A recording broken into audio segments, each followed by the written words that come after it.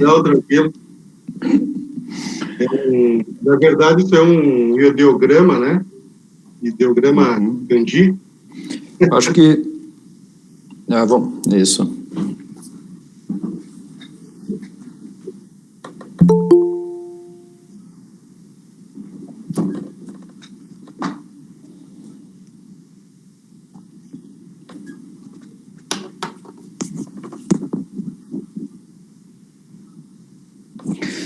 Então, boa noite a todos. Hoje, então, me tocou a responsabilidade de apresentar o Flávio, né? O Flávio Spanenberg, atualmente, então, professor do curso de Engenharia.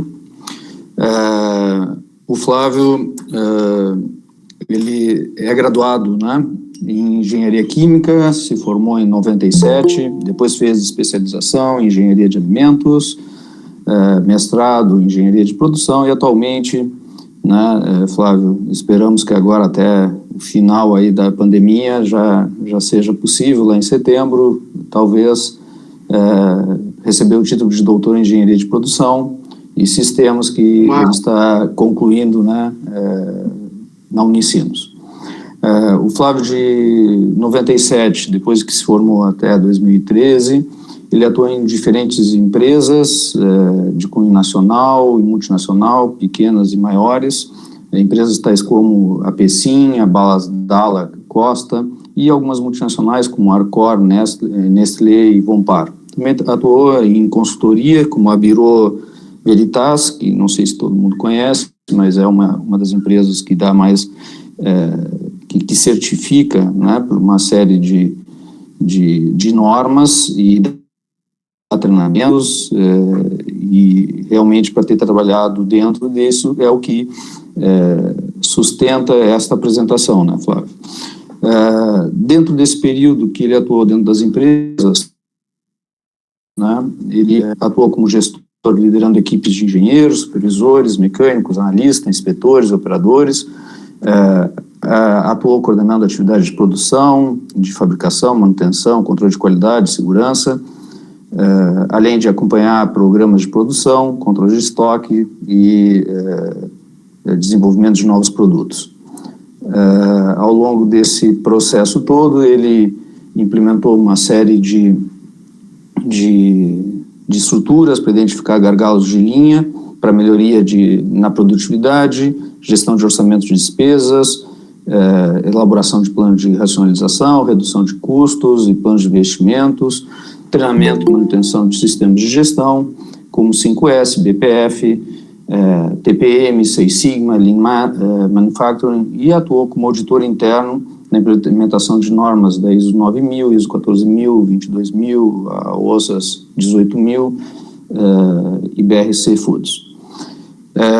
Então, dando seguimento, né, aos webinars da Engenharia Química, tenho o prazer, então, de apresentar para vocês o professor Flávio. Me esqueci de citar, né, que em 2011, o Flávio, conjuntamente com esse caminho longo na iniciativa privada, ele iniciou a carreira acadêmica dele. Ele passou por diversas universidades, né, Unifax, Uniriter, e finalmente em 2017 ele veio trabalhar com a gente aqui no IFSU, né, onde ele iniciou então continua a sua carreira acadêmica, nos prestigiando, né, e fazendo parte do corpo docente da engenharia. Então, Flávio, fica contigo, mais ou menos 1h e pouco, depois eu vou repassando as perguntas que forem aparecendo no chat, pediria a todos que fossem colocando ali no chat e depois a gente vai fazendo as perguntas ao final da apresentação do Flávio. É contigo, Flávio. Beleza, Diego. Obrigado, Jander, pela oportunidade, né?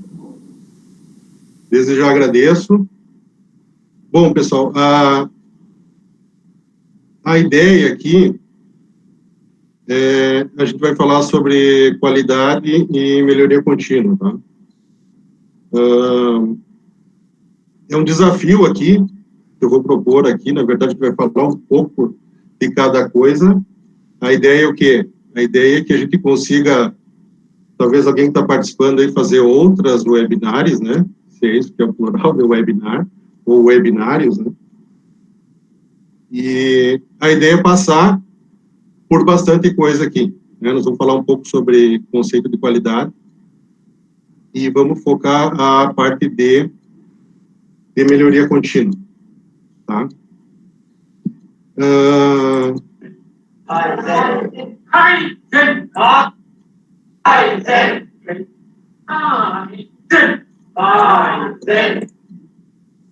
Escutaram?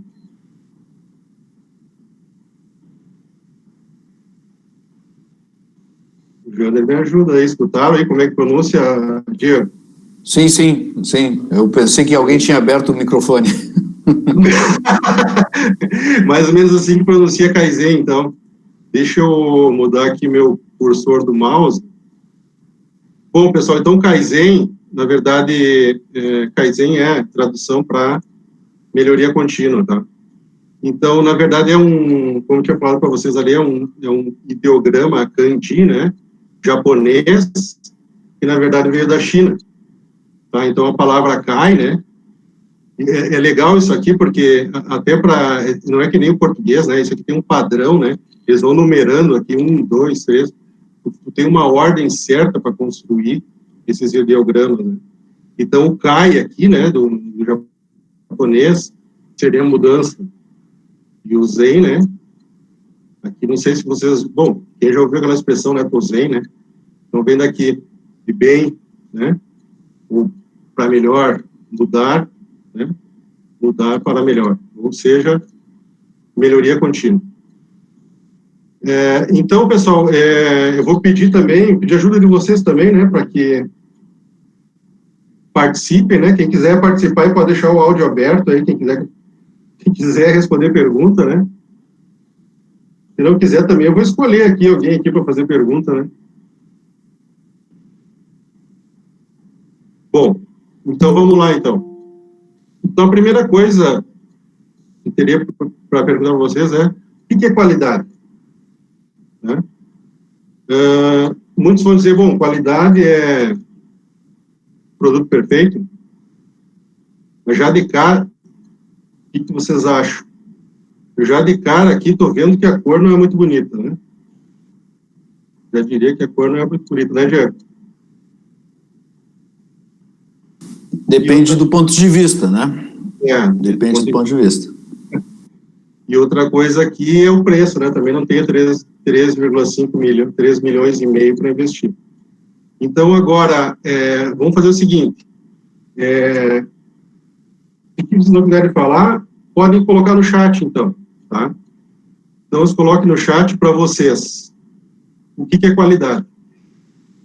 E, ao mesmo tempo aqui, nós vamos ver uma primeira ferramenta aqui, que se chama Brainstorm. Tá? Professor Raimundo, entrou. Primeira ferramenta aqui que nós vamos utilizar seria o Brainstorm. Tá? Brainstorm ou tempestade cerebral, tempestade de ideias, ou como o pessoal conhece, toró de parpite, né? Tem algumas regras, né? Então, as regras do brainstorm é o quê? Uma ideia por vez. Bom, isso aqui é tranquilo.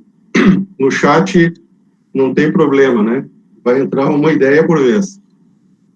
Quantidade, a quantidade importa, né? Nesse momento aqui, quando a gente está fazendo um brainstorming, não importa tanto a qualidade das ideias, né?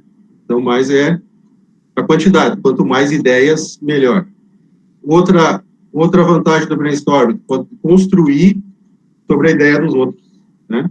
O cara deu uma ideia ali, tu pensou na ideia e teve uma ideia melhor. Focar no assunto. E o principal aqui, né? Não fazer críticas, né? Ideias. Então, existem dois tipos de brainstorming. O brainstorming estruturado, que cada um sequencialmente vai dando a sua ideia, né? E tem o brainstorming não estruturado. Podemos fazer assim pelo chat. Então, vamos ver. Vamos lá. O que é qualidade?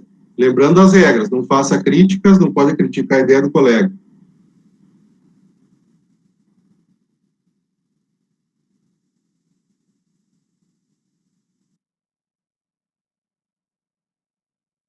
Vamos lá, não estou vendo nada no chat aqui. Ninguém? Produto ou serviço está dentro dos parâmetros da exigência do cliente, algo que remeta à durabilidade do produto. Vamos lá, pessoal, não estou conseguindo nem ler aqui de tanto brainstorming, tem que ser mais, né? Tem que ser mais coisa. Carol. A Carol deu uma definição bem boa aqui, ó. Existe o mesmo número de definições da qualidade do que de pessoas que a definem. Muito bem. Cada um tem uma opinião de qualidade. Professor Raimundo, relação custo-benefício, atendimento aos requisitos, a parte que conseguiram até ler. Vamos lá, pessoal.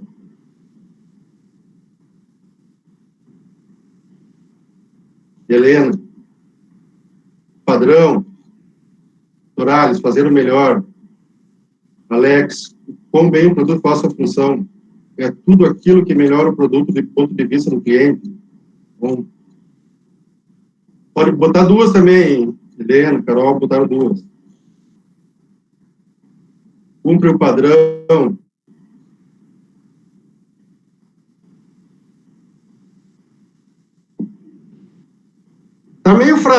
Tá meio fraco, mas vamos seguir, então. Bom, eu acho que isso daí, até a qualidade tem uma evolução, né, do conceito de qualidade. Eu acho que é bem o que a Carol falou ali, né, Carol? Existem vários, cada um que escreve um conceito é diferente.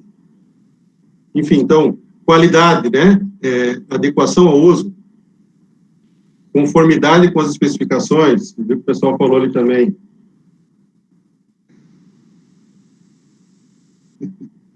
Produtos e serviços que atendem ou excedem as expectativas do consumidor. Enfim. Então, como eu falei, a qualidade, ela tem uma evolução, né? A qualidade evoluiu com o tempo. Né? E aqui eu estou mostrando para vocês aqui o que seriam as eras da qualidade, né? Então, aqui no início do século, aqui, né? Da inspeção. Aqui em 1914, 1918, Primeira Guerra. Aqui em 1920, na Ford, né? Aqui começou produção em massa, né? Aqui em 1919, a parte do controle artístico. Tá? 1939, 1945, Segunda Guerra Mundial. Aqui teve um grande aumento do uso das ferramentas de qualidade, né, principalmente no Japão, pós-guerra, né, com Ishikawa. Então, aqui, garantia da qualidade, aqui tu já tem uma ideia já de que a qualidade não é feita somente no setor do controle de qualidade, né, que a qualidade, ela depende de todos os setores da empresa. E aqui, a partir de 1980, aqui, né, a parte de gestão, né, a parte estratégica da qualidade. E aqui depois saem outros sistemas aqui de gestão da qualidade, né? TPM, Six Sigma, Lean Manufacturing, enfim. Bom, vamos falando um pouco, eu vou falando um pouquinho sobre cada um aqui e vai surgindo aqui novas ferramentas e eu vou falando, tá? Então, aqui na época, no início do século, né, os processos eram manuais, né? Processos manuais por artesãos, né? Tinha um mestre que ensinava os artesãos e normalmente a inspeção do produto final era feita pelo próprio artesão, né? Quando era feita, né? Então, em 1900, aqui, né, devido ao início de produção em massa, né, houve necessidade aqui de padronização de componentes de automóveis e surgiu, então, aqui as especificações de produto, né? O pessoal colocou ali no brainstorm. Né? E também a inspeção era feita basicamente no produto final. Então, que surgiu a figura do inspetor de qualidade, né? O cara que ficava lá. Eu sempre que eu já fui, no meu primeiro serviço eu fui inspetor de qualidade, né? Eu ia lá só no finalzinho da linha lá, para ver se estava tudo bonito e tal. Daí não tinha muito análise do processo, né? Mas vocês vão pensar, bom, você fez estágio aí numa empresa, trabalhando numa empresa que ainda tem inspeção. Bom, a inspeção sempre vai ser necessária. O que acontece é o quê? A inspeção também acabou evoluindo com o tempo, né? Então, muitos casos, por exemplo, no laboratório, ainda é necessário fazer uma inspeção. Né? Então, tem que fazer uma análise de teor de umidade.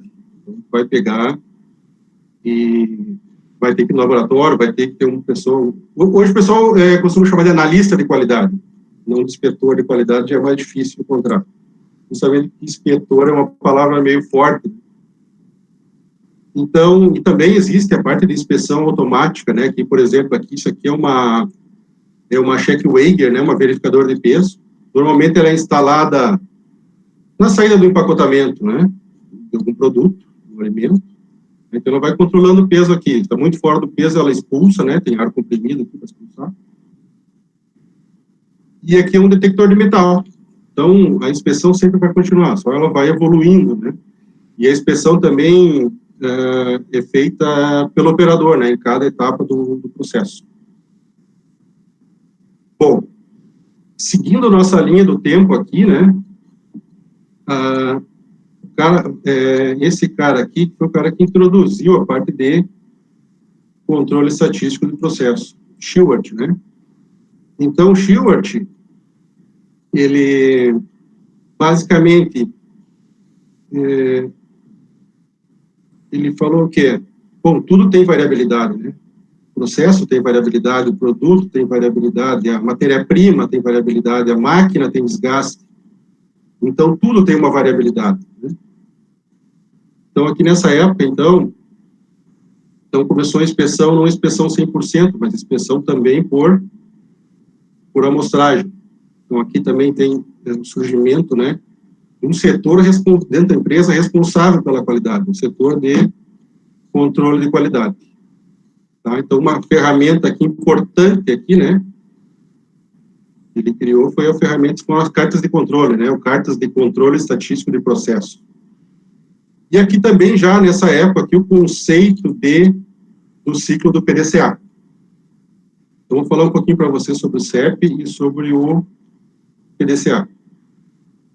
Então, aqui, as cartas de controle, não sei se não está muito pequeno aí.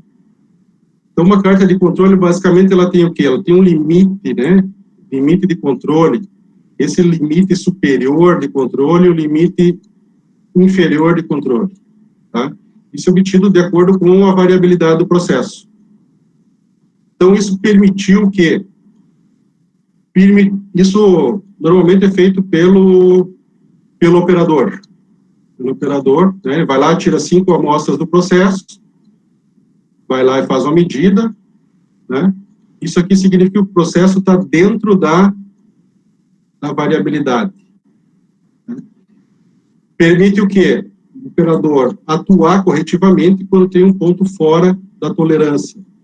Ou até mesmo quando tem uma tendência, né? Se o cara está vendo aqui que o operador está vendo uma tendência a sair fora do padrão, ele pode atuar corretivamente na máquina, tá? Normalmente elas são o quê? Existe uma carta, esse aqui é um exemplo, tá? Da dimensão interna de tubos de PVC. Então, tem limite superior, limite inferior. Então, normalmente, as mais simples, né? São gráficos de média. Então, ele vai lá, pega 5 amostras, faz a média, faz um pontinho. Mais 5 amostras, faz um pontinho.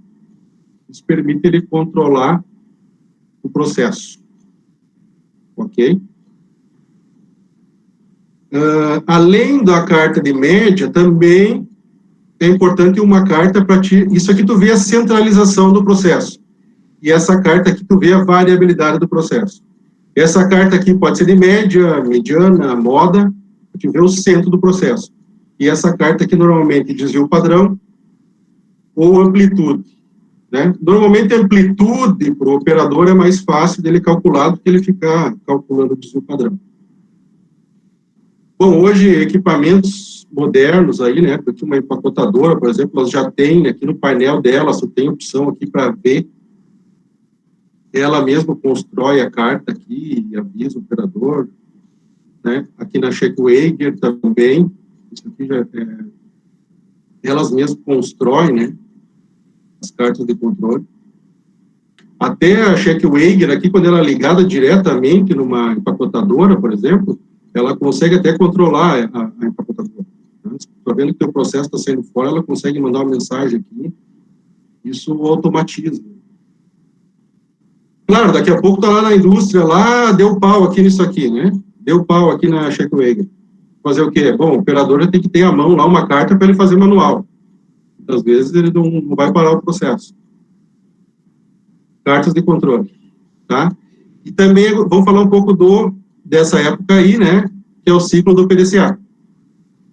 Tá? O ciclo do PDCA é o ciclo de melhoria contínua. Na verdade, a gente utiliza o ciclo do PDCA para tudo, né? A gente utiliza intuitivamente, né? Por exemplo,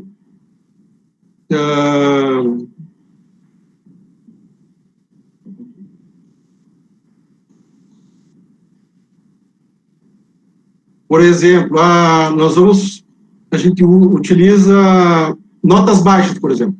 Estamos tirando notas baixas. A gente vai fazer o quê?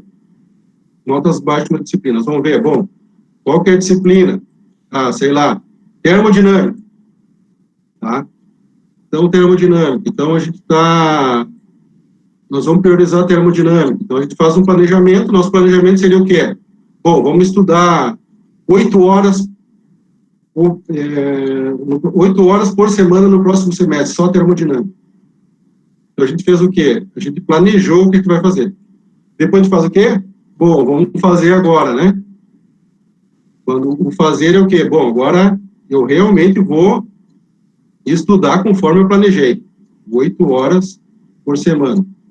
Depois eu faço o quê? Bom, vou ver minha nota lá, vou verificar. Bom, tá ok, né? Fazer a verificação.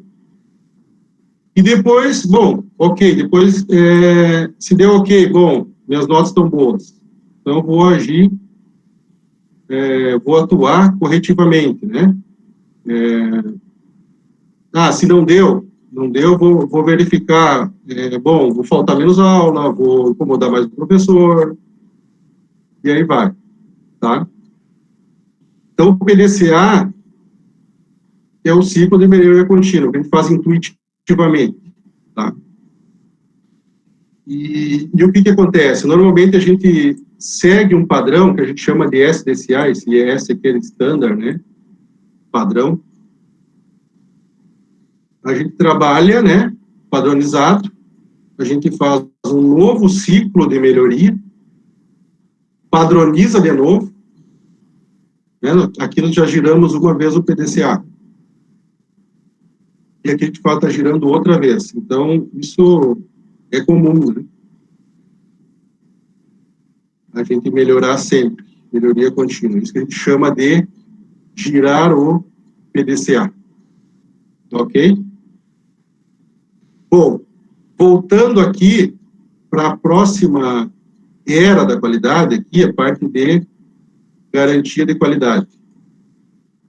Bom, aqui em 1943, aqui Ishikawa, aqui criou o diagrama de Ishikawa. Aqui, já nessa época, aqui é a visão mais ampla, né, da qualidade. Aqui, Feigenbaum, né, os conceitos de TQC, e esses conceitos aqui de TQC que foram levados para o Japão. Então, aqui em Ishikawa, aqui, ele pegou as ferramentas, né, 7 ferramentas da qualidade, conceitos de 5S, e ele levou conceito de TQC para o Japão, né? Aqui também ele criou os conceitos de círculos de controle de qualidade, que são pequenos grupos de melhoria dentro das indústrias. dentro das organizações, tá? Então, basicamente aqui, como é que é o diagrama de Ishikawa, tá? Diagrama de Ishikawa. Ishikawa era engenheiro químico, tá? Diagrama de Ishikawa. Então, é também conhecido como, pelo formato, né? Diagrama de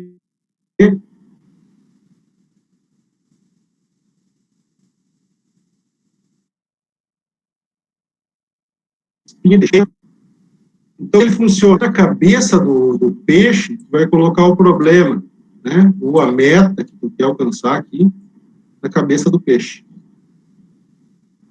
E aqui tu utiliza o que a gente chama de os 6 M's da manufatura: meio ambiente, mão de obra, método, medida, máquina e matéria-prima. Então, aqui a gente vai colocando causas, né? Possíveis causas. Normalmente, a gente utiliza o brainstorming, lembra que a gente viu lá no começo? Tempestade de ideias, para completar o Ishikawa. Depois eu vou mostrar a aplicação para vocês.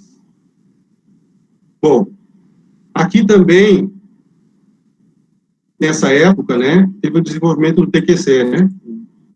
Total Quality Control, controle de qualidade total.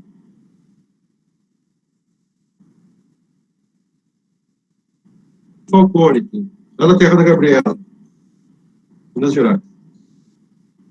Uma boa referência para o TQC, né? Esse aqui, usei várias vezes aqui como debaixo do braço, esse livro aqui.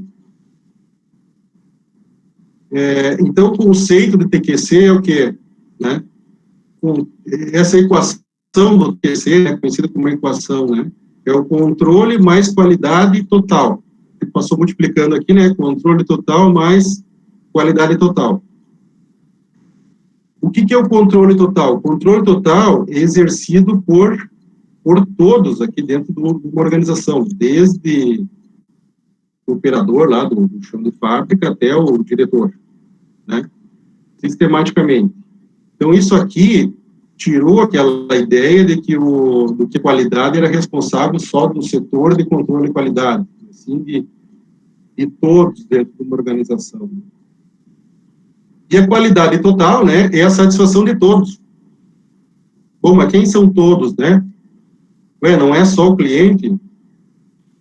Bom, mas quem são os clientes de uma organização? O próprio acionista, né? O acionista da empresa, ele tem que ganhar dinheiro. Se ele não ganhar dinheiro, ele não pode expandir o negócio, não pode contratar novos funcionários, né? Não pode dar aumento. Então, esse todos aqui entra também quem? A vizinhança, né? Do modo de redução de impactos ambientais da empresa, por exemplo. Entra também aqui o próprio cliente, né? O consumidor do produto. Esse todos aqui. E também o próprio funcionário, né? Mas se o funcionário não estiver satisfeito, pode ter certeza que tu não vai ter um produto de qualidade. Tem que ser. E aí, sim, falando um pouco das ferramentas de qualidade. Então, o que o Ishikawa fez, né? Ele imaginou assim, bom, a parte estatística é legal, né? Só que isso limita muito a utilização por engenheiros, né, por técnicos. Então, ele pegou as ferramentas da qualidade que já existiam, né? Popularizou o uso do PDCA. Então, agora tu tem o PDCA alinhado com ferramentas da qualidade, que são ferramentas simples, né? A gente vai falar um pouquinho aqui de algumas delas aqui. São ferramentas simples que qualquer um pode fazer, né? Qualquer operador pode fazer. Então, normalmente aqui, dentro do planejar, aqui, o que a gente usa, né? Folha de verificação, diagrama de Pareto, fluxograma de processo, aqui o diagrama de Ishikawa, que a gente já viu, diagramas de dispersão. Dentro do fazer, né? Dentro do fazer, normalmente aqui dentro do planejar e dentro do fazer, a gente usa a ferramenta 5W2H. Então, veja aqui que não é uma das 7 ferramentas da qualidade, mas é uma ferramenta importante para a utilização, tá? Uma ferramenta de planejamento. Aqui na verificação, basicamente o quê? Bom, nós fizemos um Pareto lá, nós estamos fazendo um Pareto aqui, para ver como é que foi o antes e o depois. Tá? Histograma também é uma ferramenta importante, principalmente se está trabalhando com variabilidade do processo, né? E uma ferramenta aqui para atuar corretivamente, para verificar se tem um processo, para garantir que o problema não aconteça mais. Tá? Então, essa combinação aqui criou o que a gente chama de roteiros de melhoria contínua, né? Ou métodos de melhoria contínua. Esse aqui que eu estou mostrando aqui, a gente chama, que é do TQC, eu até peguei exatamente a mesma aqui do livro do Falcone, né? O TQC Story, ou o que a gente chama por MASP aqui no Brasil, né? Metodologia de Análise e Solução de Problemas.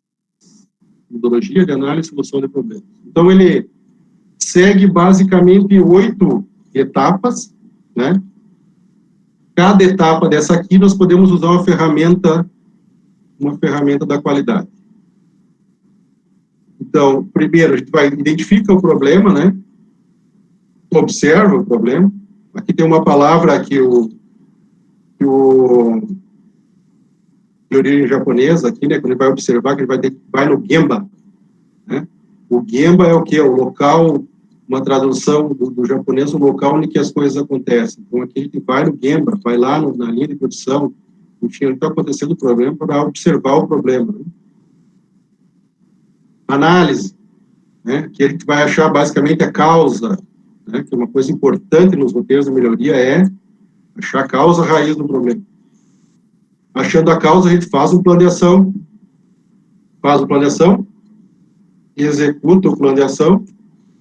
Normalmente, aqui nessa etapa aqui, etapa de planejamento, nessa etapa aqui, que a gente tem que dedicar muito mais, né, 80% do nosso tempo aqui na parte de identificação do problema.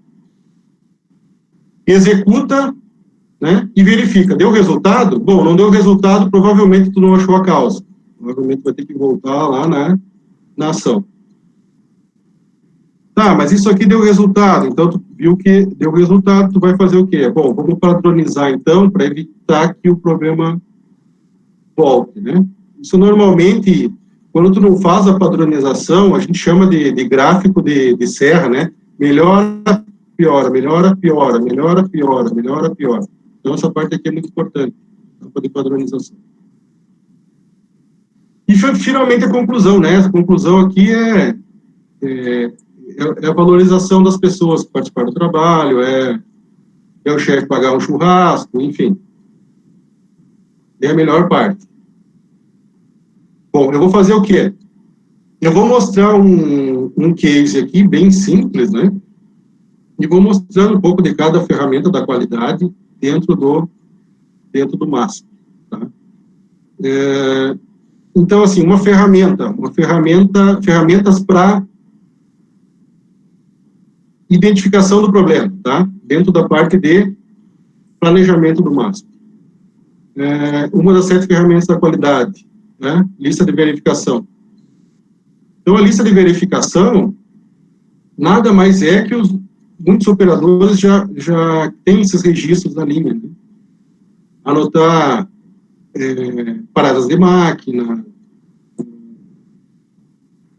quantidade de produtos defeituosos produzidos, e assim vai. Então, é uma ferramenta importante até para te priorizar, né, que vai trabalhar. Outra ferramenta importante aqui, né, muito utilizada, é o diagrama de Pareto, tá? Então, nesse lado aqui do gráfico, nós temos o quê? Quantidade de itens não conformes, por exemplo. Tá? Então, aqui são os itens. Então, quantidade de itens conformes, e aqui são os tipos de não conformidade. Tipos de não conformidade. Não conformidade A, B, C, D. O que acontece? Pela ideia de Pareto, né, também chamada de 80-20, 20% das causas 20% das causas são responsáveis por 80% dos problemas. Então, aqui pela escala do gráfico, dá para ver que 50% dos nossos problemas estão aqui, defeito A, e 30% do defeito B. Isso significa que 80% dos nossos problemas, né, aqui pela porcentagem acumulada dá para ver, 80% dos nossos problemas estão aqui. Então, o Pareto é uma ferramenta de priorização. Tá? O Pareto é uma ferramenta para priorização. Então, vamos dizer que vamos ver que nós estamos trabalhando aqui com paradas de máquina, tá? Que vai aumentar a eficiência da linha de produção. Nós estamos trabalhando com paradas de máquina. E a gente pode fazer o Pareto vai fazer no Excel, né? No estatística também. Minitab é muito utilizado na indústria também, software estatístico, né? Para fazer várias coisas, inclusive Pareto. O Pareto, na verdade, aqui é um gráfico de barras que ele é colocado em ordem decrescente. Então, vamos dizer aqui que a gente pegou manutenção mecânica. Aqui poderia ser, enfim, manutenção elétrica, utilidades, parada por setup, poderia ser falta de mão de obra, falta de matéria-prima, enfim, pegamos vários tipos de parada de máquina. E a gente resolveu priorizar aqui a parte de quebras mecânicas. Tá? Segunda etapa, parte de observação. Aqui, então, a gente vai no Gemba. Então, aqui tem ferramentas importantes, né? Fluxograma permite um conhecimento melhor do processo, né? Para a resolução do problema.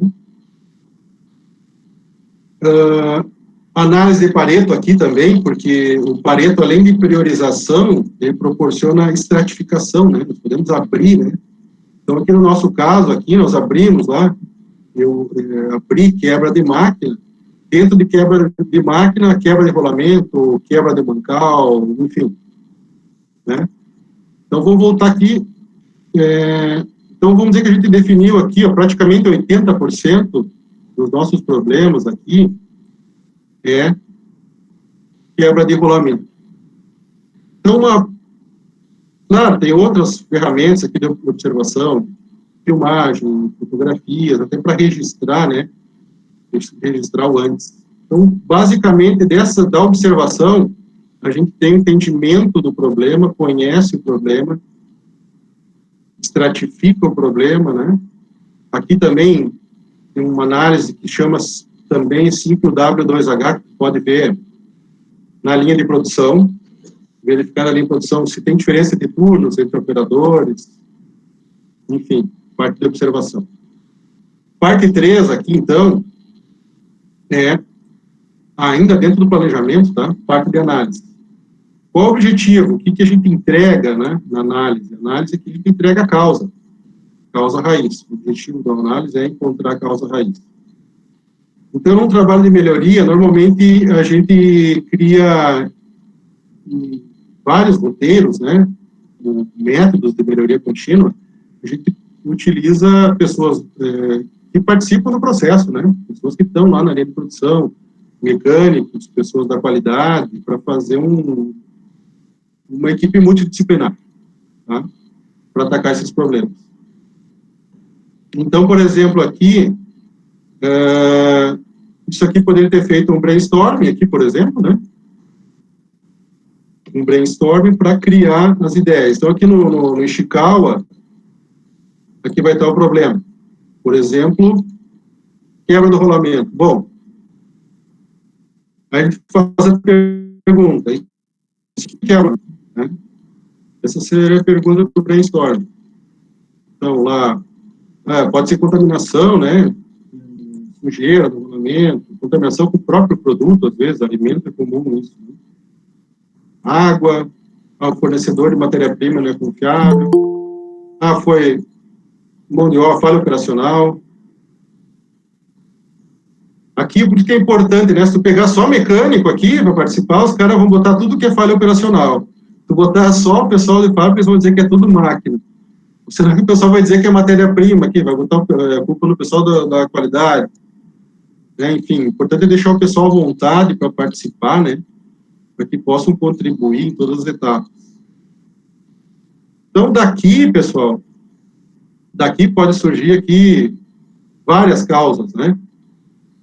Não é só uma causa. Vamos botar como exemplo aqui que isso aqui são duas coisas, bom senso e consenso da equipe, né? Então, vamos dizer que, como exemplo aqui, nós podemos ter outras causas, né? Que a gente pegou falta de lubrificação aqui, tá? Como uma das causas. O que a gente tem que cuidar? Será que isso aqui realmente é causa? Né? Alguém me ajuda? Pessoal.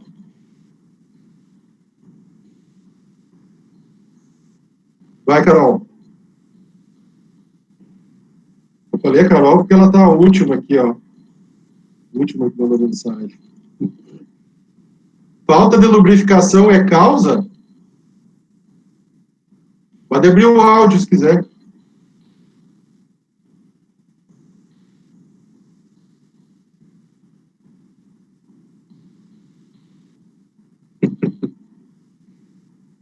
Depois tu se vinga no final, faz pergunta também. Bom, então a gente faz a pergunta aqui, né? Por que falta lubrificação?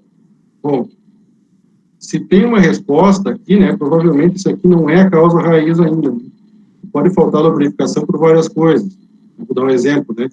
Por exemplo, o item não está incluído no plano de lubrificação. E a gente chama essa técnica aqui de por quê? Os 5 porquês.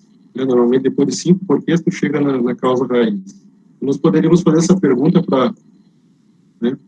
Então, vamos dizer que o item... Isso aqui seria a nossa causa raiz, então. O item não está incluído... Raimundo, fornecedor não entregou. Sim, poderia ser também.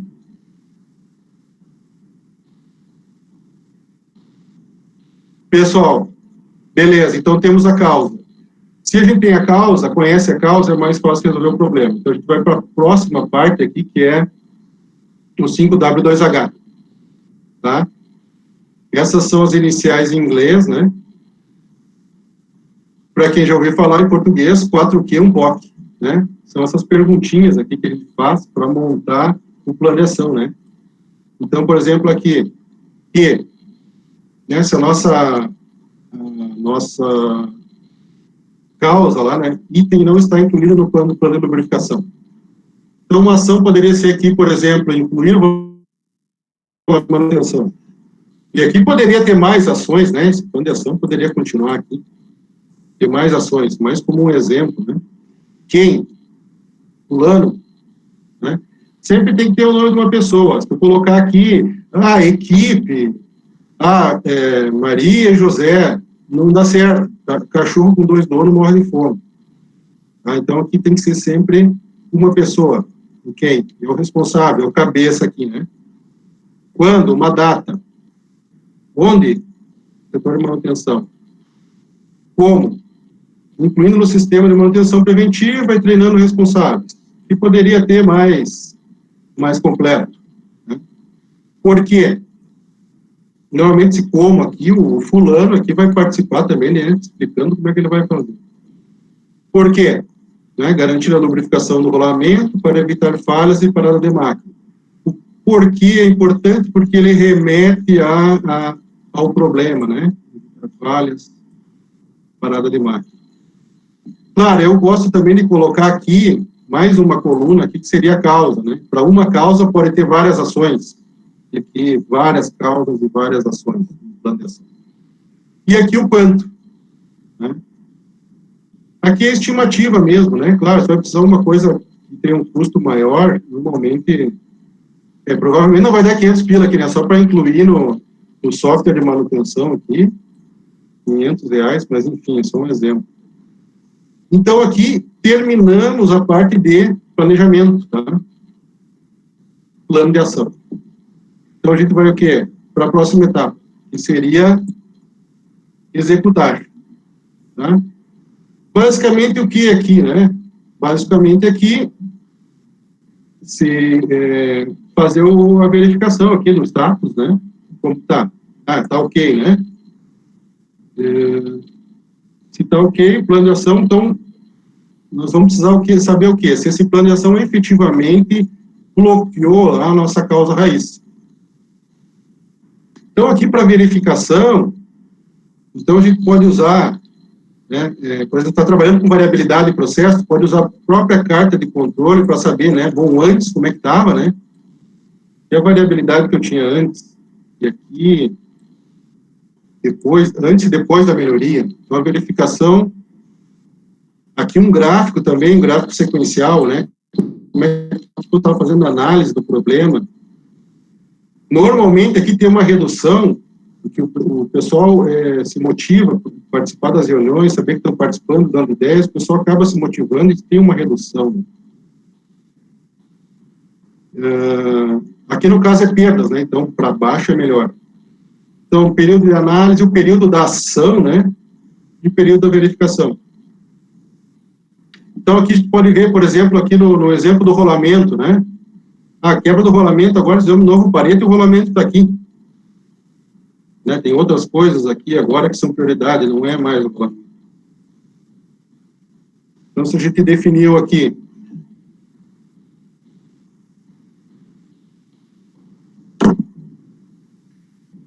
então, verificamos, né? Deu ok. Se a gente verificou que está ok, vamos seguir o baile. Vamos ter que, então, evitar que o problema volte novamente. Então, para isso, a gente vai padronizar. Então, aqui, pessoal, nós podemos usar o quê? Né? Procedimentos operacionais, né? Para padronizar. Um padrão de lubrificação, por exemplo. Né? A gente pode utilizar controles visuais. Então, aqui, isso aqui é um carrinho do próprio operador mesmo, né? Implementação de sistemas, como TPM, o próprio operador faz a lubrificação do equipamento. Então, aqui tem os controles visuais, né? O semáforo verde, amarelo, vermelho. Controle do nível aqui de líquido, né?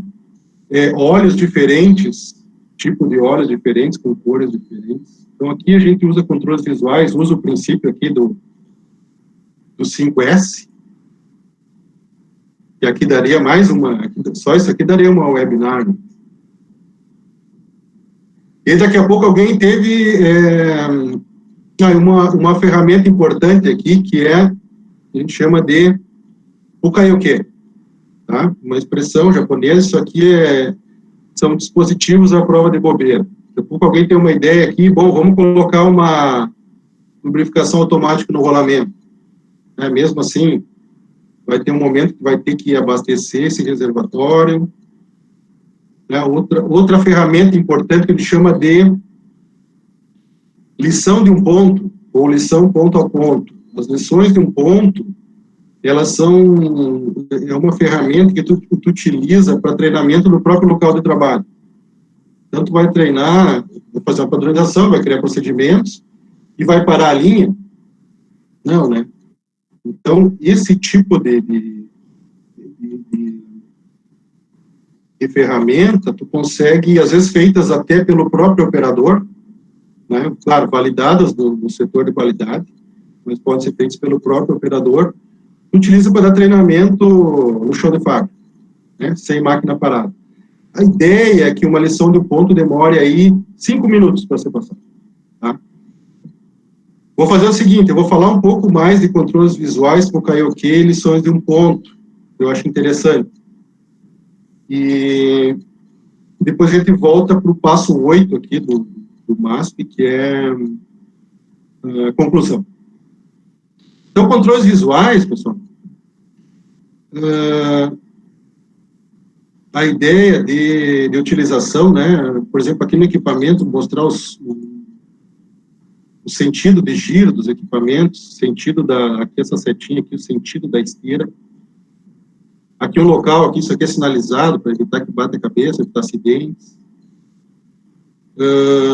Motores, né, sentido de rotação dos motores.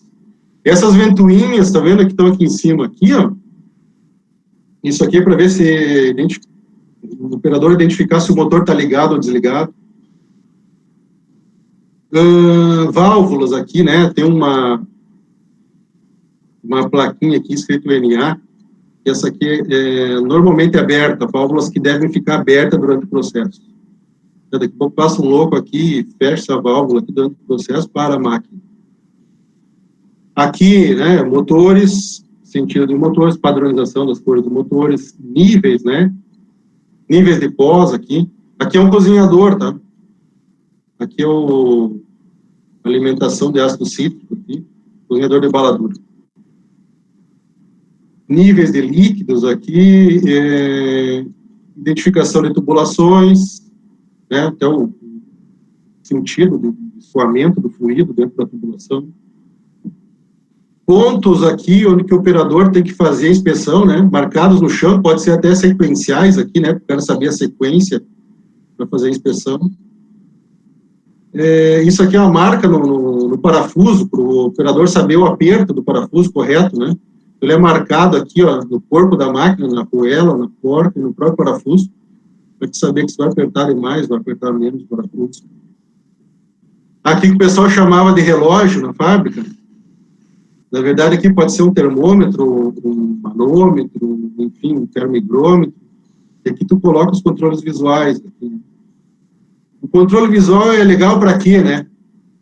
Tu transforma o conhecimento tácito em conhecimento explícito.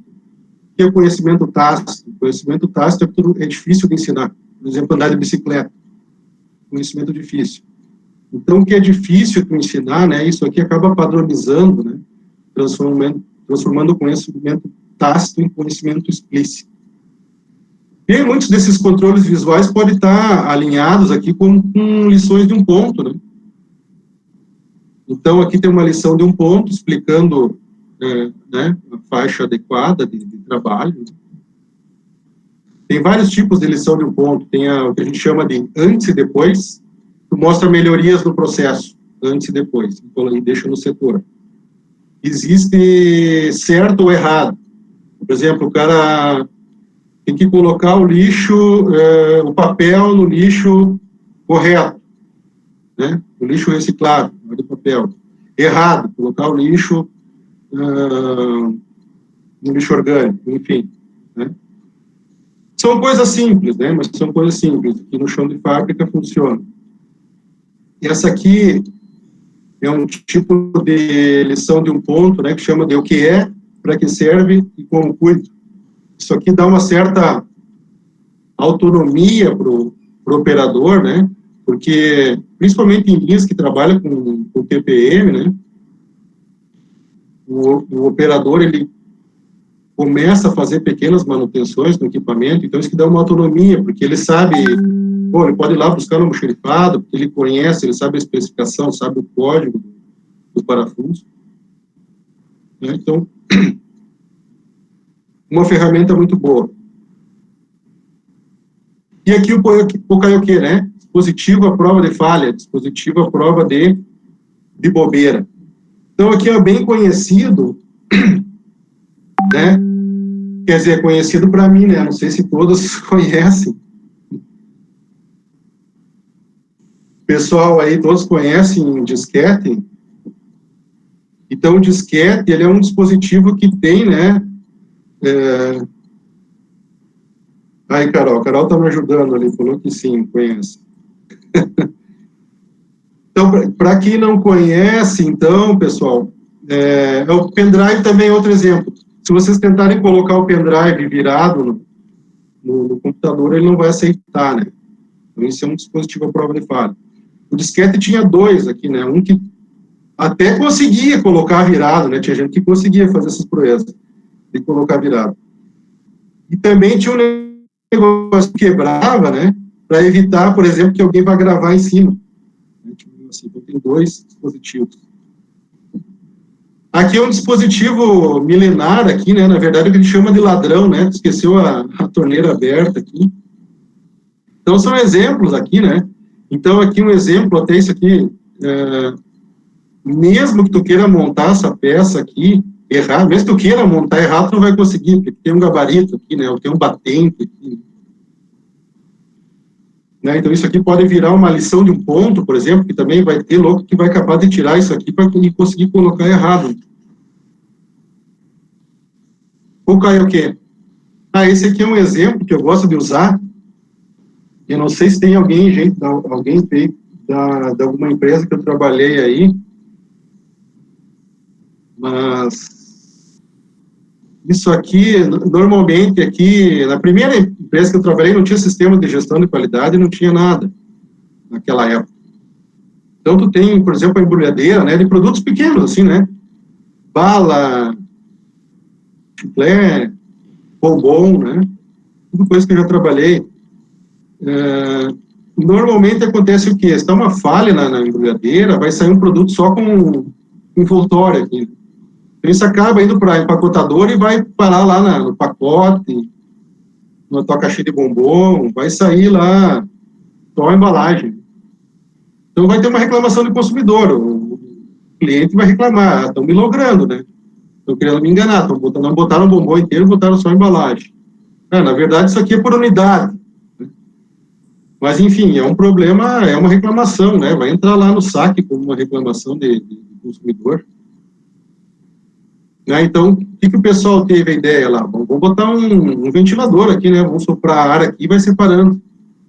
Claro, botar um coletor aqui, porque senão isso vai virar uma zona, né? De envoltório aqui. Tá? Então, essa é uma ideia. Eu vi em vários locais, né? O pessoal, isso é um exemplo de Pucaioquê. Claro, é uma coisa paliativa aqui, né? Na verdade, tem que atuar aqui para achar as causas, né? Aqui impede que chega no cliente final, mas o correto tem que atuar aqui, atuar na embrulhadeira para reduzir esse problema, que é um problema crônico aqui, né? Vocês devem ter encontrado isso dentro do pacote, embalagem vazia. Enfim, seguimos. Voltando agora para a última etapa, passo 8. Bom, o passo 8 é comemoração, né? Pagar um churrasco, valorizar as pessoas, divulgação na empresa, né? A pessoa tem que estar... as pessoas gostam, né? Quando divulgam isso na empresa, botar cartaz, painéis, né? Com a melhoria das pessoas, da equipe que participou do trabalho. A gente está vendo aqui, nessa etapa também, bom, o quebra de rolamento ali já está aqui, né? Pode continuar o trabalho, né? Continuar o trabalho aqui, tentar zerar, ou não, ou vamos tentar trabalhar com outra coisa. Então, aqui segue, né? Continua o ciclo de melhoria contínua, o ciclo do PDCA. E outra coisa que pode fazer aqui, que a gente chama de expansão horizontal. Expansão horizontal, o quê? Bom, eu tive uma melhoria aqui, nessa máquina, mas do lado eu tenho uma outra máquina igual, tem vários rolamentos iguais, tem outros processos iguais, né? Produtos iguais. Então, eu posso expandir a minha melhoria para outros locais. Ok? Alguma pergunta? Não, pergunta só no final. Bom, continuando aqui na evolução da qualidade, deixa eu ver que horas são, para mim não me perder aqui na hora. Já estourei o tempo. Estou quase estourando o tempo. Pessoal, aqui então, ainda aqui em 1980, aqui, né, a qualidade já como sistema estratégico, né, surge aqui os sistemas de gestão da qualidade. Então, aqui a gente chama de sistema Toyota de produção, né? 1950, e aqui em 1971, Just in Time, já existia isso aqui em algumas empresas, mas ele foi popularizado aqui como Lean Manufacturing aqui em 1990, né? E a partir dessa década aqui, começou a utilizar uma grande utilização da parte de Lean Manufacturing. Em 1986, aqui, então, o Motorola começa a utilizar o Six Sigma, né, que é focado mais na parte estatística, solução de problemas. E até você deve ter ouvido falar, né, sobre Lean Six Sigma. Na verdade, então, isso aqui também as empresas utilizam dois sistemas que podem ser complementares. Lean Six Sigma, ou Lean TPM, né? Começou em 1971 aqui, TPM, com o professor Nakajima. Tá, então isso, empresas multinacionais, é comum a utilização aqui de vários sistemas de gestão, né? E aqui em 1990, aqui a necessidade de padronização da qualidade, né? Surgem as normas série ISO 9000 aqui, em 1990, que transforma como uma linguagem internacional, né? Padronização. Eu vou passar bem rápido aqui, porque eu já estourei o tempo, né? Bem rápido aqui, explicando aqui o TPM, Six Sigma e Manufacturing. Então, o TPM aqui, ele tem 8 pilares, né? O objetivo do TPM, 0 quebra, 0 defeito, 0 acidente. Obviamente que isso aqui, em muitos casos, não é possível, né? Isso aqui é mais uma filosofia, né, de trabalho. 0 acidente, 0 impacto ambiental, enfim. O TPM tem um pilar aqui que se chama Koketsu Kaizen, melhoria específica, melhoria focada. Ele tem um próprio roteiro, um método de solução de problemas muito parecido com o TC Story, com o MASP. Além da melhoria específica, então tem o pilar aqui, que é o pilar de manutenção autônoma, né? Então, na verdade, aqui todos os pilares aqui apoiam, né? Transmitem aqui conhecimento para esse pilar aqui, o pilar de melhoria autônoma, né? Mecânico, né? Uma boa indicação aqui, principalmente para engenharia química, engenharia de alimentos, é esse livro aqui, que é o TPM, Indústria de Processo, do Okutaro Suzuki. Tá? Vou passar rápido, isso aqui é uma outra webinar que daria. Então, uma ferramenta que é utilizada aqui, que eu gosto muito, eu utilizei uma vez, que a gente chama de análise PM.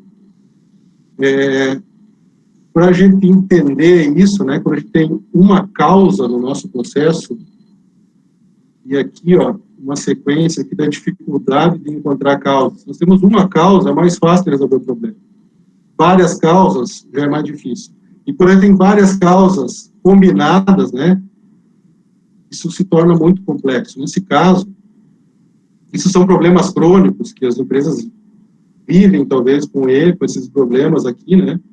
E, nesse caso, que é indicado a análise PM, né? Falha zero. Aqui é um livro do Kunio Shirose, é o único que existe sobre análise PM. Tá? Muito difícil encontrar aqui.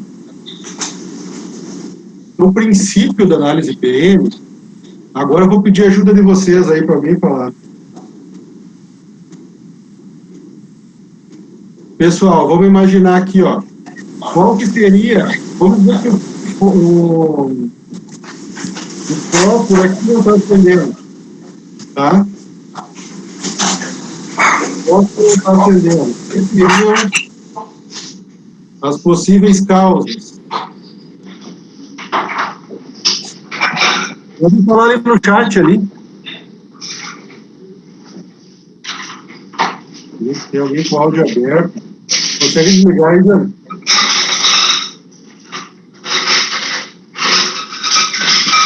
A Sabrina falou aqui a umidade do fósforo molhou.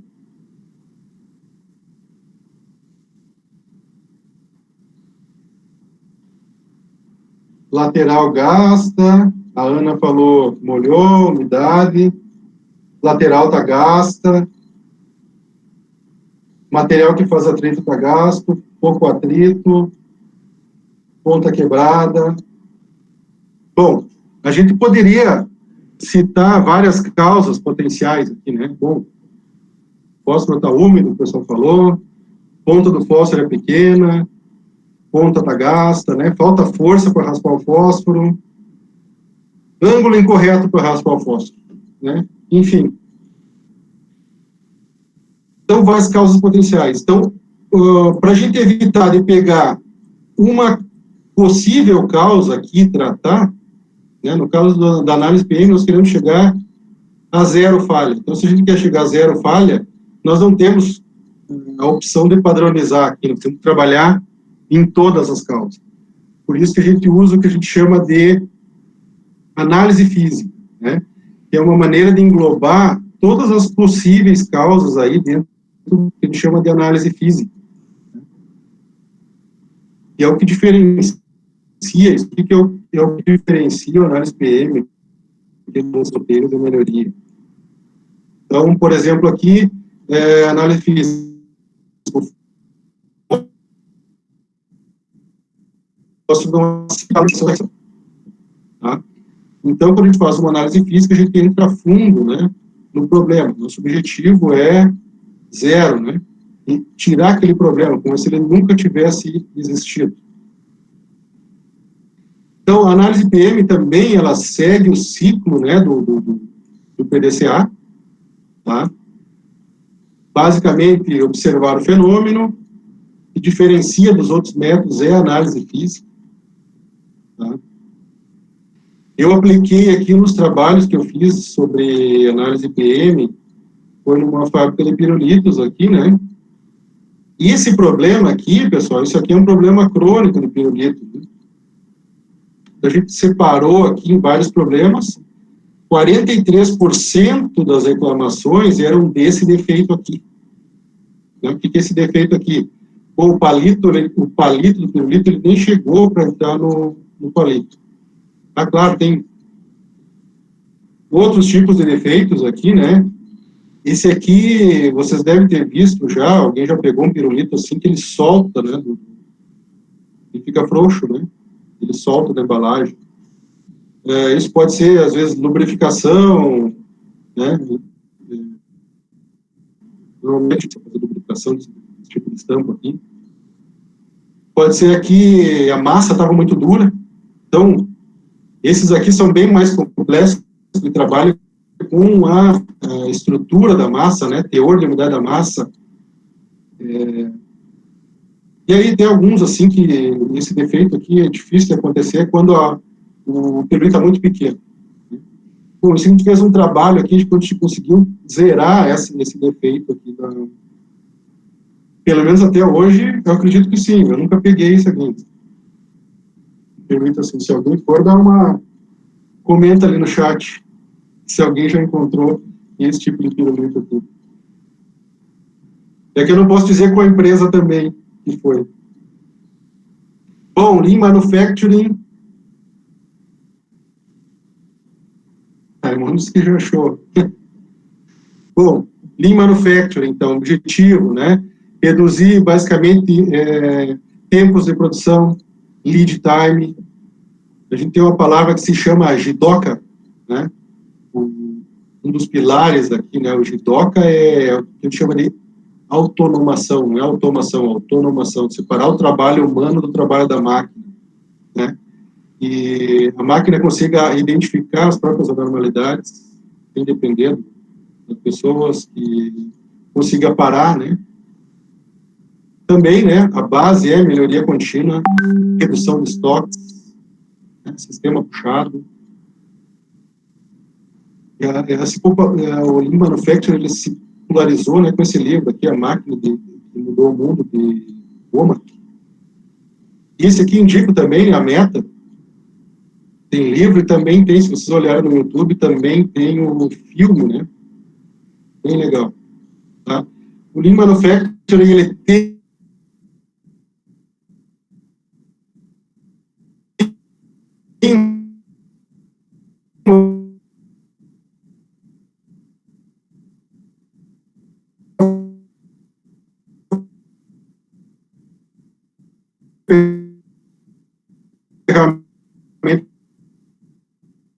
também, né?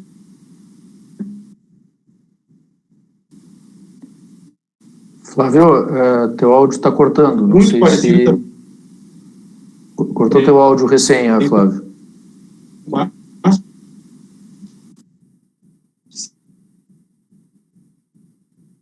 segue o ciclo do A3, né? Do PDCA. Tá. Chegar um certo, bom, qualquer coisa dá um grito de novo, Diego, por favor. Agora então, melhorou. os médicos, Traduzindo aqui para o português, aqui seria uma troca de ferramentas em menos de um dígito de minuto. Tá? Claro, também uma filosofia.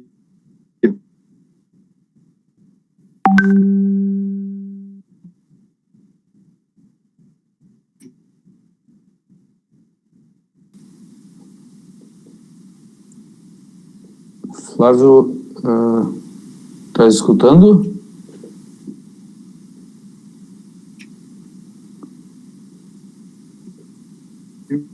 Flávio, talvez te conectar de novo, cortou o áudio.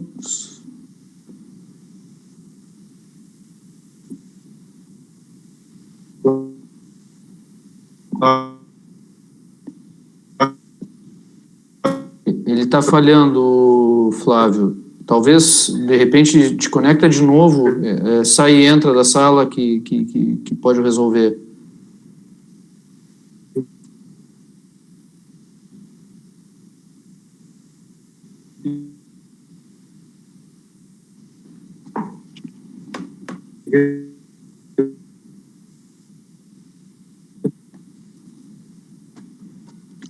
Pessoal, pedimos só um segundo para ver se a gente consegue restabelecer ali o contato com o Flávio.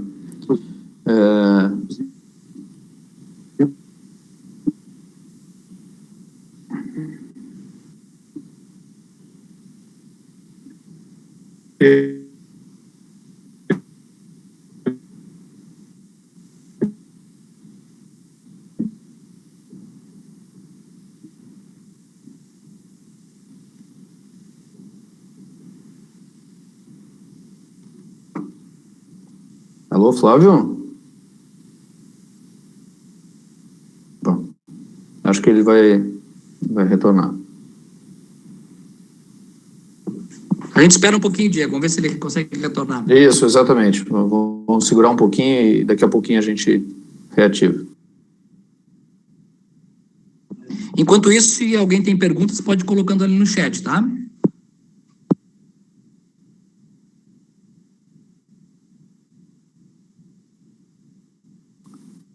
Acho que pelo visto, né, Jander? Para que ele é aplicado? Opa, Flávio? Alô, Flávio?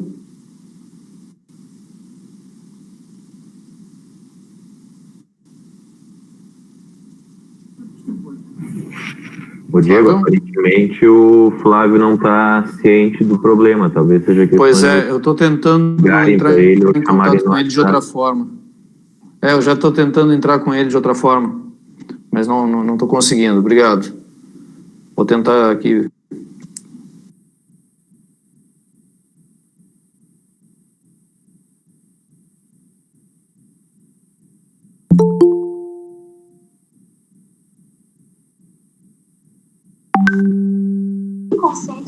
Acho que agora o Flávio entrou.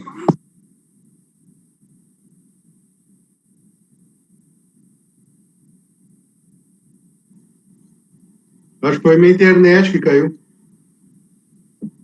Agora sim, agora dá para te enxergar. Acho que ali, se tu colocares a lâmina, eu te digo mais ou menos onde o teu áudio cortou. Tá, vou botar para apresentar de novo, tá? Isso. De qualquer forma, Flávio, eu não sei como é que tu estás aí, se tu tens muita coisa ainda pela frente, dentro do teu planejamento. Um pouquinho, na verdade, na lâmina anterior já tinha dado uma cortada, tá, Flávio? Mas, em função... Nessa aqui? Eu vou passar. Na lâmina anterior. Na lâmina anterior, nos pilares lá do... Tá. Mais uma. Eu vou passar. Aqui, vou passar exatamente aí. Se alguém quiser, aí depois no final... Ok, cortou quando tu falaste do Jidoca, pouco depois cortou um pouco. Mas aí fica contigo a partir de aí.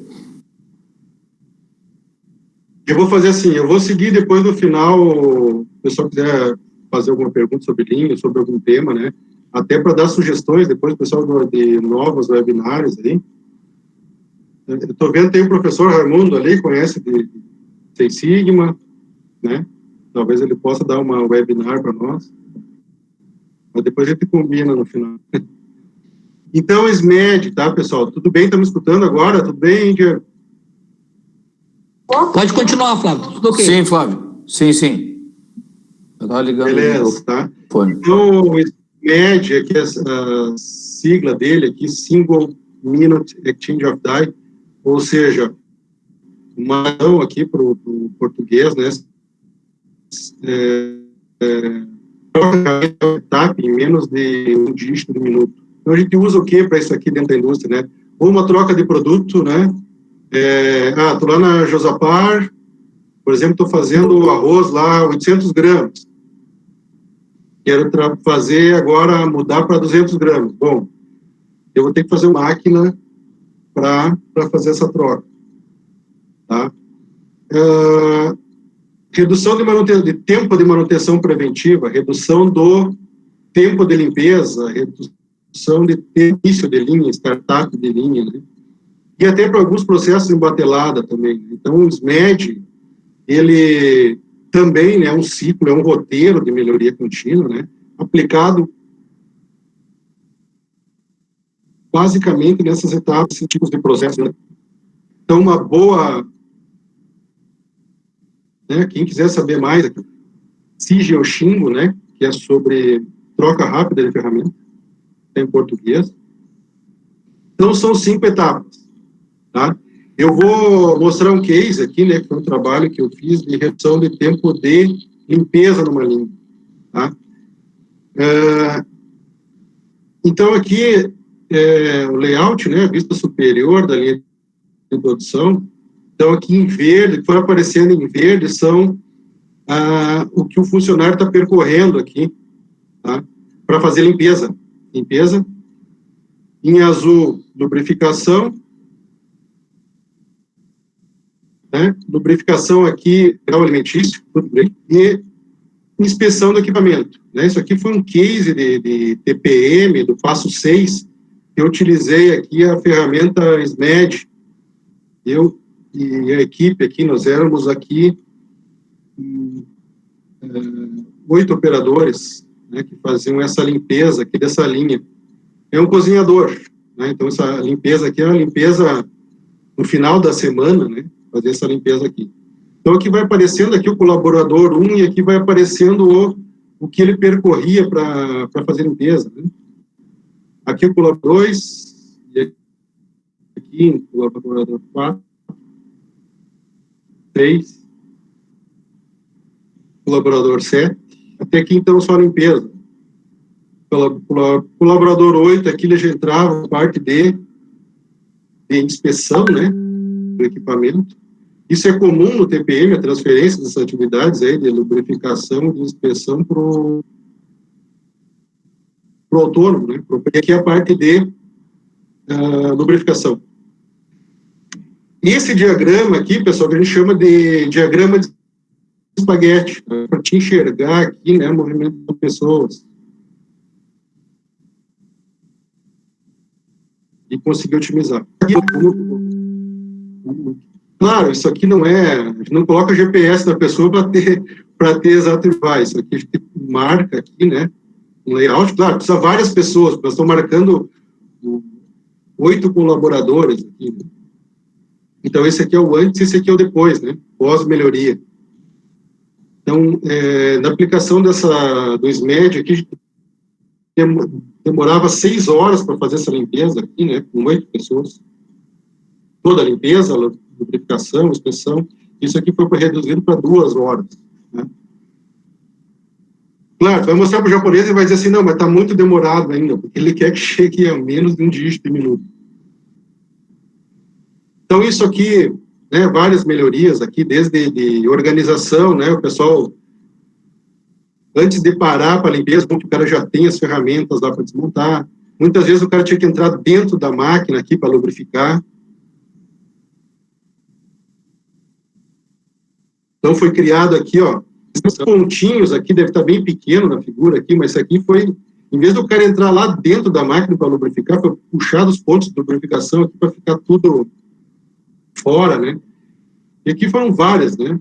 Mais de 200 kaizens aqui no meio aqui de melhorias que foram feitas, né?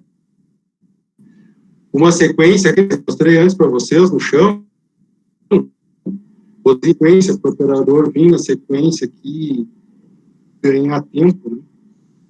Enfim, ferramenta do SMED a gente usa, bom, qualquer sistema de gestão aí, TPM, Seis Sigma, né, basicamente é o que? Diminuir a variabilidade do processo, tá? O Seis Sigma tem profissionais, né, White Belts, Yellow Belts. Depois, se alguém quiser complementar para mim depois, em vez de fazer perguntas, fazer a complementação também. Enfim, eu vou passar rápido aqui, mas o Seis Sigma ele também tem um roteiro, né, ele também tem uma ferramenta de melhoria, um método de melhoria contínua, né, que é o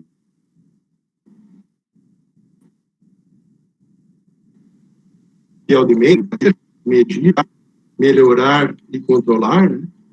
Então, ele é mais focado na utilização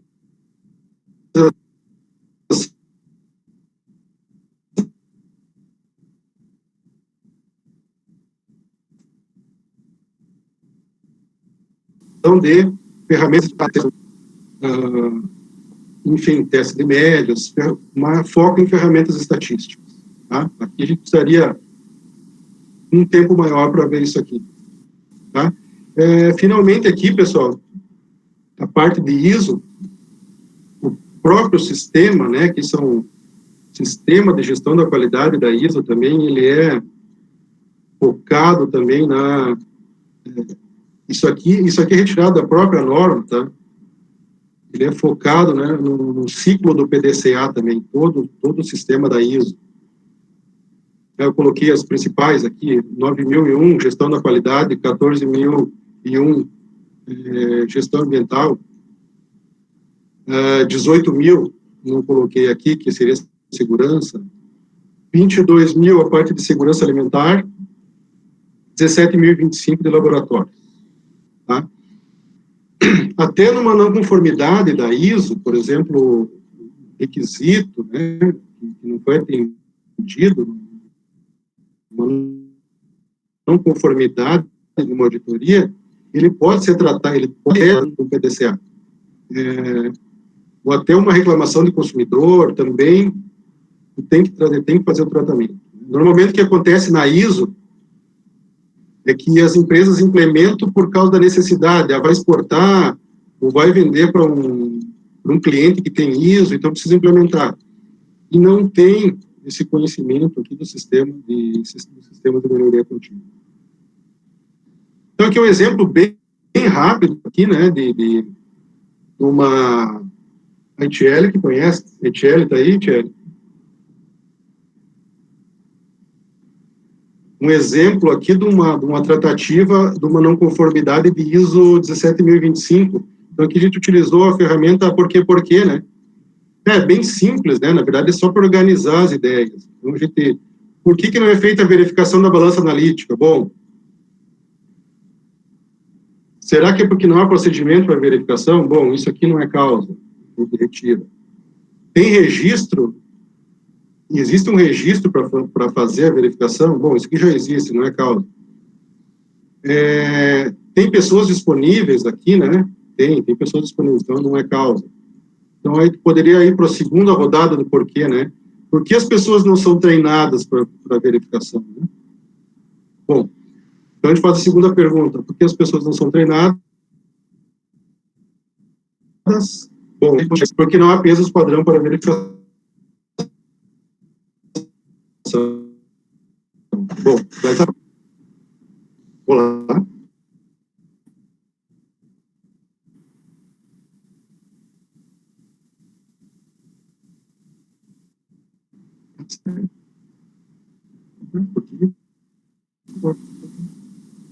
Diego. Flávio, sim? Alô? Flávio. Tá ok. Terminou cortando agora no final. Já finalizou? Sim. Ok. Bom, vamos fechar Bom, então, pessoal. Último slide. Bom, e aqui evolução, né? Para terminar aqui, novas ferramentas aí que podem surgir aí com a quarta revolução industrial, né? Por exemplo, realidade aumentada, né? Aqui, por exemplo, procedimento operacional é uma coisa chata, né? Então, pode acessar um procedimento aqui diretamente da tela, aqui, parte de simulação, e o que a gente chama de internet das coisas, né? Então, aqui, por exemplo, o que eu estou fazendo no meu doutorado, uma das coisas que eu estou fazendo no meu doutorado, trabalhando com isso aqui, né? Embalagens inteligentes. Então, por exemplo, aqui tem um alimento, ele tem uma etiqueta aqui de radiofrequência, um RFID, né, que a gente chama. E isso vai para uma central, que tem aquisição de dados, computação em nuvem. Tu pode pegar esses dados aqui, pode ser de temperatura e umidade relativa do teu produto, né? Isso tu pode usar numa equação ali, né? Uma lei de Fick da vida, uma equação de Arrhenius aqui, cinética aí de primeira ordem, sei lá, e achar o estado de degradação aqui do produto em tempo real, né? Tipo, retornaria esses dados aqui como uma vida útil remanescente para dar informações aqui do produto que permite o quê? Realizar, por exemplo, de FIFO, né? O FIFO, First In, First Out, do teu estoque. Tirar primeiro o que vai... Vamos colocar primeiro o que está vencendo para vender, né? Melhorando as ações logísticas. Aqui, né? E, enfim, Big Data e outras coisas.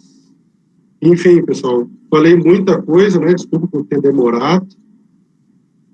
Espero que tenham gostado, né? Agradeço pela participação de vocês. E aí, estou à disposição aí para a gente fazer comentários, perguntas, debate. Beleza, Diego? Beleza, Flávio. Pessoal, eu ali não consegui detectar nenhuma pergunta. Eu não sei se alguém gostaria. Então, o Volney e o Raimundo estão te dando os parabéns, né, pela tua apresentação. Só um segundinho. O Torales faz uma pergunta aqui para ti, Flávio. Acho que talvez tu colocar na tua... Deixar a apresentação, câmera, né? Tira a apresentação e deixa, acho que no teu... Eu vou deixar aqui, mas eu tenho que... Se o Torales fizer uma pergunta difícil, talvez eu tenha que voltar aqui para ver. Não te preocupe. Aqui, a melhoria da produtividade é um dos objetivos do Kaizen, ou seja, qual seria, na tua opinião, o principal indutor da busca da produtividade, o crescimento histórico de consumo ou a competitividade industrial? Olha... Não sei se eu consegui te... Assim, se eu entendi bem, Torales, eu acho que os dois aí, né? Dois tem a ver, né? Essa parte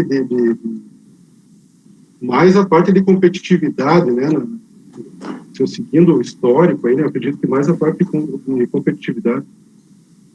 Até porque as ferramentas começaram a ser utilizadas pelos americanos ali, né? E depois ali, na verdade, foi a parte do Toyota ali, né? Principalmente, né? Que o japonês queria vender o carro dele para todo mundo, né? Então isso aí incentivou, né? A própria crise nos Estados Unidos lá também é uma coisa que motiva, né? Logo depois das guerras, a gente vê que isso motiva a melhoria, né? Concorrência, enfim. Não sei se respondi, Torá. Pode? Estou vendo ali no chat. Boa noite, Flávio. Ali dá para tu veres mais fácil. Ó.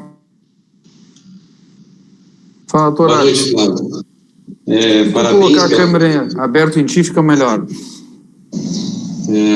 Boa noite, Flávio. Parabéns pela apresentação.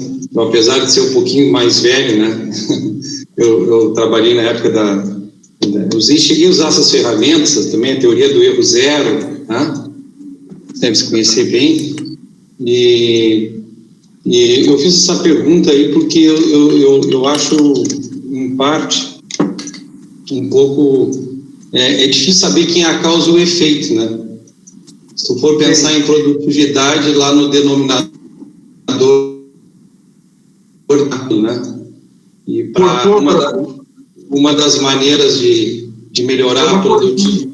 Alô? Tem uma cortada ali. Está me escutando bem? Agora sim.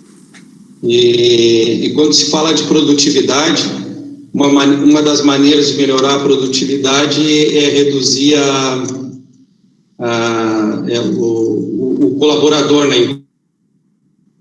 empresa, causando desemprego, né? Um pouco de desemprego da maneira mais formal, assim, né? Gente com um pouco menos de tecnologia, né, dentro da empresa, né? Por outro lado, se consegue melhorar a produtividade, me parece que ela é a causa para melhorar a competição, né? A competição, ela é uma consequência da causa, né? E até tem, não sei se já leu o livro do Paul Singer, um professor eu já li há muito tempo atrás, né? E tudo isso, de certa forma, houve todas essas melhoras aí, né? Entrando um pouco na área filosófica, né? Mas me parece que eu sou dos anos 90 na indústria, né? Fui até 97, 98 trabalhando. De lá para cá, o que a gente vê cada vez as empresas estão mais enxutas, né? Mais tecnológicas e mais enxutas, inclusive com todas essas ferramentas aí, principalmente agora com a indústria 4.0, as empresas vão ficar mais enxutas ainda, né? E parece que em algum momento vão ter que ter uma regulamentação dessas ferramentas. Elas não se preocupam muito em olhar essa parte aí, né? A indústria está se tornando extremamente mecanizada, né? E automatizada, e por outro lado, o ser humano está desaparecendo de dentro da indústria para se tornar mais competitiva, né? Isso é uma coisa que não é isso, né? Tipo assim, vão produzir mais, mas por outro lado, quem vai consumir, né? É uma coisa meio estranha, né? Eu acho que se debateu muito isso, né, nessas conferências. Na minha época, imagina hoje, né? Eu não sei se tem visto alguma coisa nessa direção, tu que está nessa área agora, se existe alguma preocupação, né, nesse sentido, das pessoas que fazem a qualidade, né, dentro do processo de evolução de qualidade, o pessoal só pensa em números. O que tu tem visto nessa direção aí?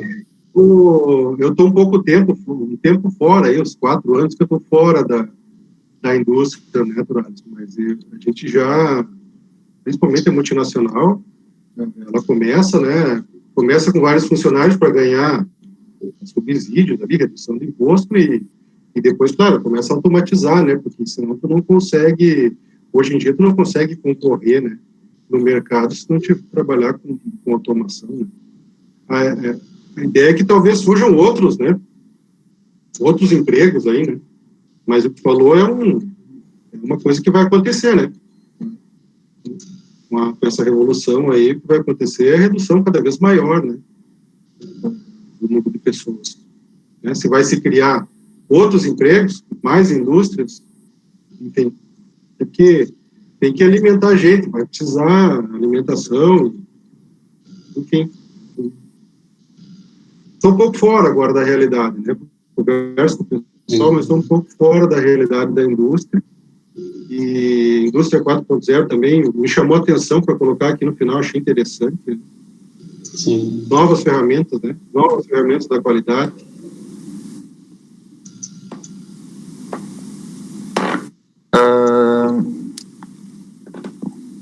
Obrigado, Flávio. Fala, Diego. Algum comentário? Alguém quer falar alguma coisa? Aqui temos um comentário Obrigado, Torales. Flávio, tem um comentário do Estevão, né? Ele te dá os parabéns, né, a respeito da tua apresentação, e depois ele te faz uma pergunta, né, que ele gostaria de saber quais cursos de qualidade tu recomendarias, né, para serem feitos, e se é viável curso de Greenbelt durante a graduação ou apenas quando se está dentro de uma empresa. Olha só, eu recomendaria tu fazer qualquer curso de qualidade, eu acho que é importante, mas assim, o que requer mesmo certificação, normalmente vai trabalhar com consultoria, com auditoria, fazer um curso de auditor líder, por exemplo, de 9.000. O Diego ali falou eu trabalhei como consultor, né, um pouco tempo, né, na Biro Veri. Então, na Biro, ali, se tu entrar no site ali, vai ter pago, mas é uma coisa que vai te dar uma certificação.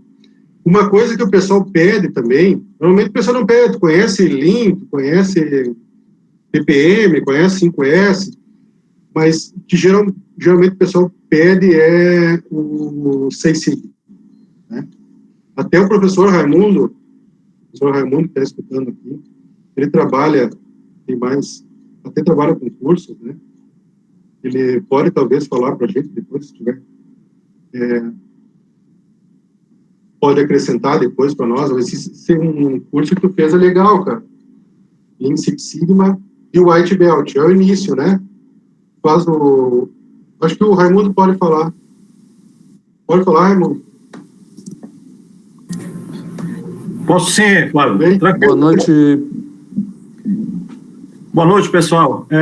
Eu sou o Raimundo. Eu, aqui em Salvador, Bahia, eu tenho uma consultoria, sou bacharel em Ciências de Estatística e essa minha empresa ela é especializada no Six Sigma, no Lean Six Sigma hoje.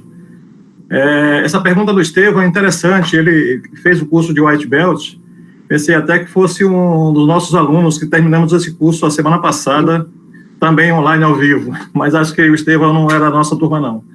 Mas assim, Estevão, boa pergunta, como você está começando com o White Belt, algumas empresas, elas pregam seguir a metodologia justamente começando de baixo, começando do White Belt, depois o Yellow Belt, depois o Green Belt, depois o Black Belt e depois o Master.